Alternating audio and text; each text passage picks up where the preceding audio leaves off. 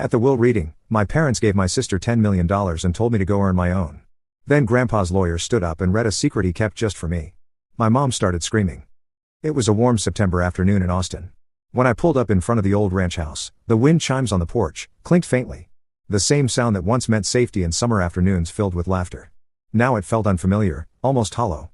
I hadn't been here in over a year, not because I didn't want to, but because I'd been told there was no one left to visit. When the front door creaked open, I was met not with a hug, but with a voice as cold as the rusted screen door it came through. "So, you finally decided to show up?" Grandma said, her eyes sharp, her arms crossed. I froze. Her words stung more than I expected.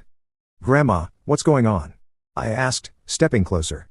"They told me you were in a nursing home. That you and Grandpa don't." She cut me off, raising one trembling hand. That single gesture felt like a slap. "Your grandfather called you Elena over and over on his deathbed. He kept asking for you, his little scientist, but you never answered. You never visited." My breath caught in my throat. "That's not true," I said, my voice shaking.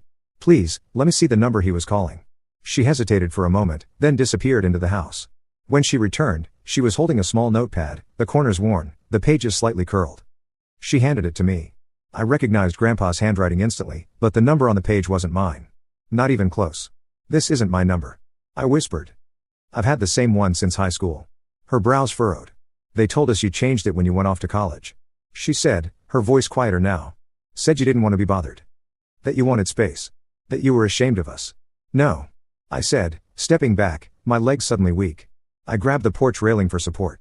"Grandma. I came home last spring break. I came here. Vanessa was here. She said no one was home." Grandma's face turned pale. "We were here. We've always been here. Elena. What are you saying?" "They lied to me," I said, anger rising in my chest, like a wave. "They told me you and Grandpa had been moved to a care facility out in Cedar Ridge. They said visitors weren't allowed because of quarantine. That it was best I stayed away and focused on school." Her lips parted, but no sound came. She looked as if the wind had been knocked out of her. "They said, you didn't want to see us." She finally whispered, "That you said you had a new life now. That we didn't belong in it." A bitter laugh escaped me, sharp and shaky. "I never said any of that. They cut me off from you on purpose. They didn't even tell me Grandpa was sick until it was too late. They told me the funeral was at 1 p.m. today. I got to the church and it was empty." She blinked slowly and sat down on the porch swing like her knees could no longer carry her. "The funeral was at 9 a.m., she murmured, realization dawning across her face like a shadow. They told everyone you didn't show. That you didn't care."